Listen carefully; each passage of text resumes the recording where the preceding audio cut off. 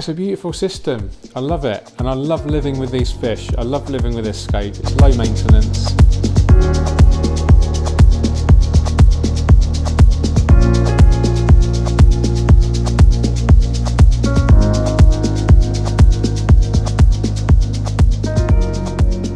Hi everyone, George here, and this video is all about my cichlid tank. So this is a relatively new scape, actually replacing my original OASE HighLine 175, which was considerably smaller than this. So I've upgraded it to a OASE HighLine 300 room divider tank, as you can see, viewable from three sides. And it's been running for, I think, around 3 months now or so. And the fish are all settled in. These are all fish from the previous aquarium. Very happy to keep these in the long term. So these are at least, I've had them for 3 years now, all of these for at least 3 years. There are some juveniles and some smaller fish in here as well. Just really happy with it. I'm not sure where to start really. I just picked up my camera and just thought I'd start rolling. I've been planning this kind of video for a while. I do have lots of other updates to give you, but there'll be future videos. The OASE HighLine 400 there and the Scapeline 60. But this video is about the cichlid tank.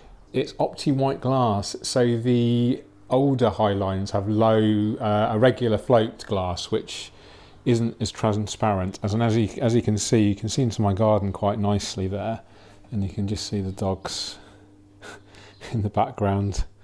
There's Tommy and Betty. But yeah, I absolutely love it. It's a really beautiful aquarium to live with. This is my desk here, and then it's obviously very nice to see as I just glance to the right.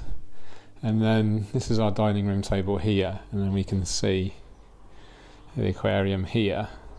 There's our kitchen there, and it just fits in really nicely with the living space. I'm really happy with it.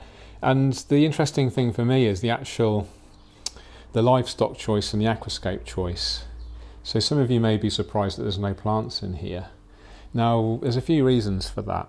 I did originally have Anubias in the old setup, the HighLine 175, and it did quite well. It lasted a year or so, but the fish did gradually nibble it, and it eventually got destroyed and covered with algae.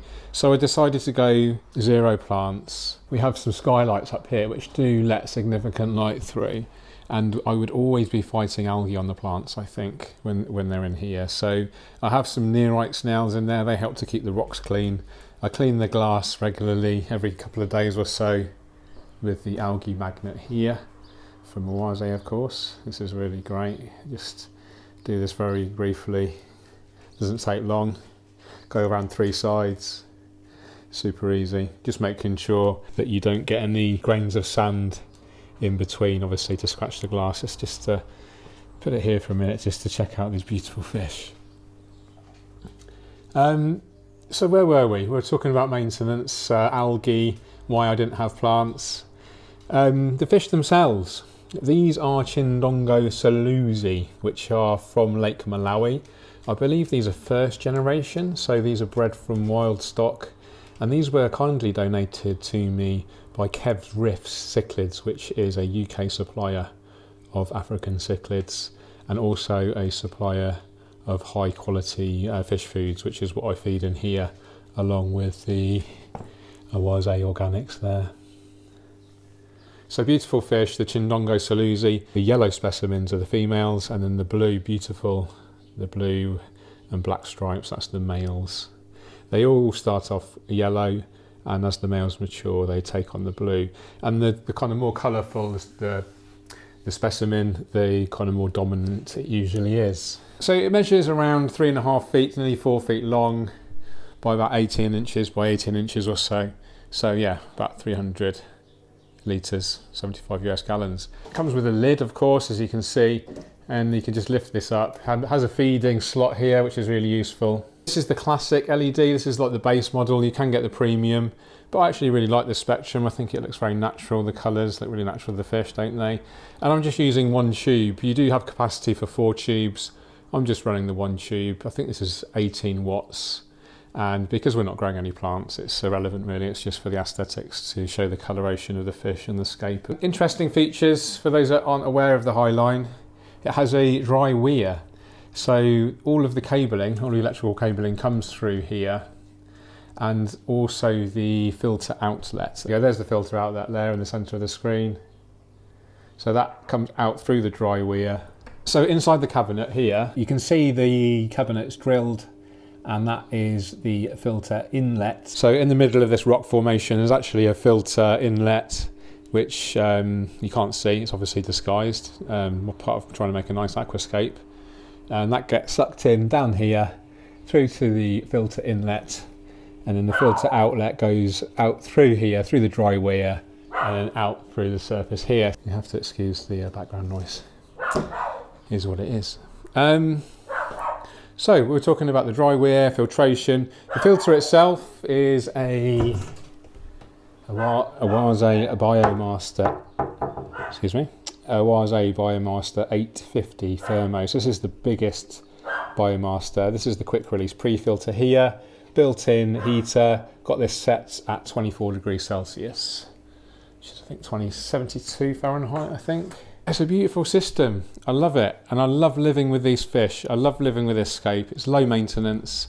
I do 1 or 2 water changes a week, 50%, 50 to 75%, to just basically siphon straight into the garden, feed the plants, feed the house plants, waste as little water as possible. Fresh water in, dechlorinated with Fritz. Let's show you the conditioners that I use, shall we? Shout out to Fritz. They are a sponsor of my channel, and I am a Fritz ambassador. So this one I add after every water change, basically decomposes waste organics, and this one I add after every water change. This is a full spectrum dechlorinator and very economical. And I also use I haven't got it to hand right now, in fact I have, I'll tell you what, I use it, this is how good it is. So we've got a glass hob thing here, and I actually use this to clean that as well as the glass on the aquarium, because this is great, and the reason it's great is it's non-toxic, but it actually leaves a very fine micro coating on the glass, so it becomes very, very easy to clean next time. It's actually water repellent as well, so non-toxic and easy to polish. Really, really great product. So they are my go-to Fritz products. Let's go from this side, shall we? So classic kind of triangular design, as you can see, hiding that filter inlet, and because of the black there, it's very discreet, and because of the dry weir, it means we can have this right up against the wall with no cabling or anything, so that's really useful. So this is mini landscape rock or Sirius stone. We've just got some pieces of manzanita wood here, and then just some kind of graded gravels, different size of kind of natural gravels and sands. Very, very straightforward, very basic. One species of fish. In fact, there are 2 species. There are some catfish. Let's see if I can. I'll tell you what. When I put the food in, they'll definitely come out. Let's get the food in there. Here we are. So this is actually a blend of the OASE Organics and the Origin Aquatic Nutrition. So I've got some of this, and I've got the organics, OASE Organics, mixed into the same pot, just so I can get a nice blend in one go, get a comprehensive balanced meal for the fish. You can see them all hanging around there. That's funny, isn't it? Let's get a bit closer on that, and then let's see, get the food. This is all with my iPhone, one-handed. Excuse the flickering. And then just see how crazy these guys go. Let's go wide angle, boom, boom, there we go. And I'll just hold it here for a minute and then just do some cool music.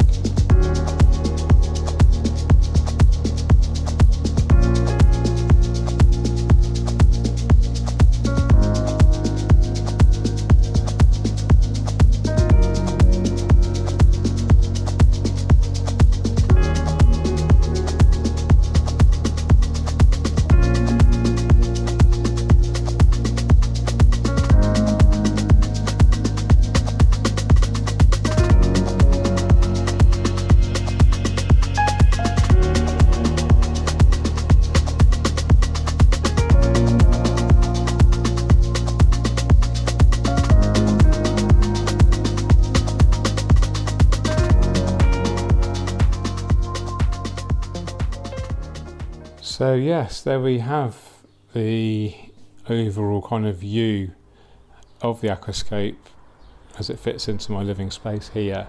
And I think one of the really interesting things about this Aquascape in particular, and a kind of brand new concept that I never really considered before with aquascaping and aquariums in a home, is the fact that it's actually sticking out, literally physically encroaching into your living space more than a regular aquarium, isn't it? So if we look at it obviously flat onto the wall, it's actually coming out into our living space.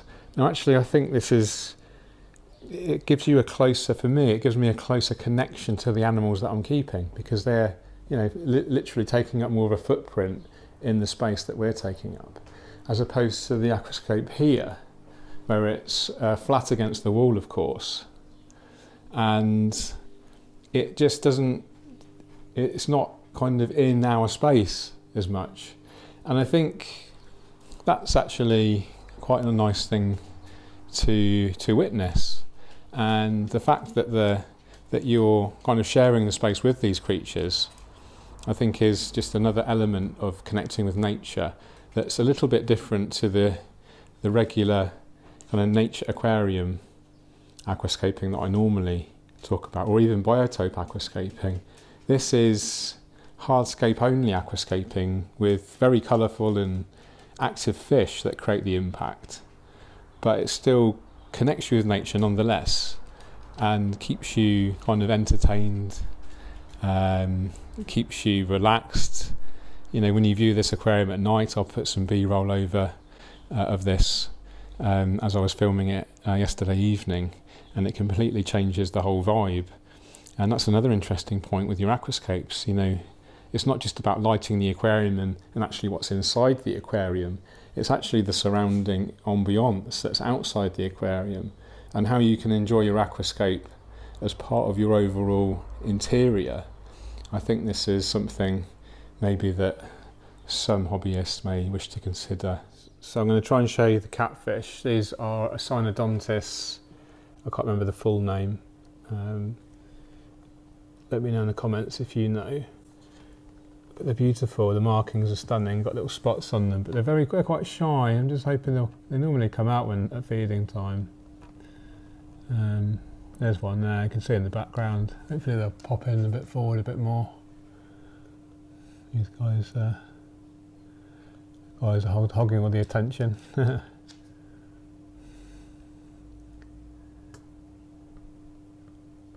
There's one there again. Let's see if I can get close. You see? Oh, there, top right. Oh. Yeah, see if anyone can hide there then. Oh, let's go down the other side, shall I?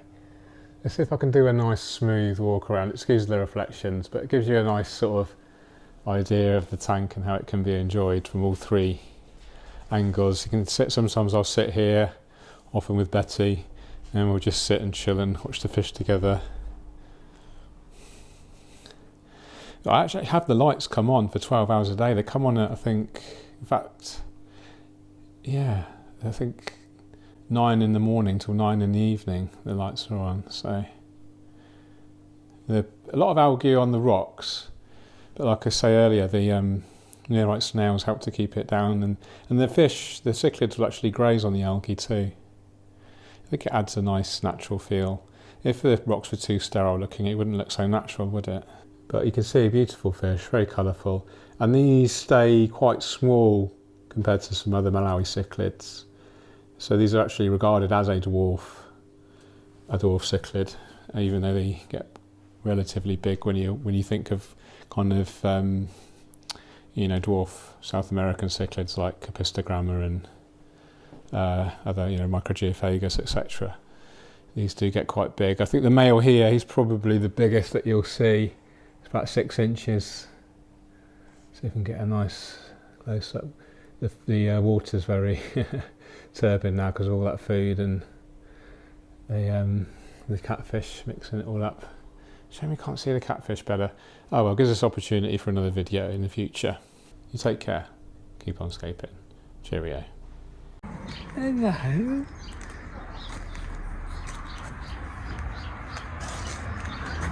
Hello, you got yourself on here to dry out a bit. Good girl. She took herself here. She jumped up herself. She's a clever little sausage. You're a bit cleverer than your brother, but don't tell him.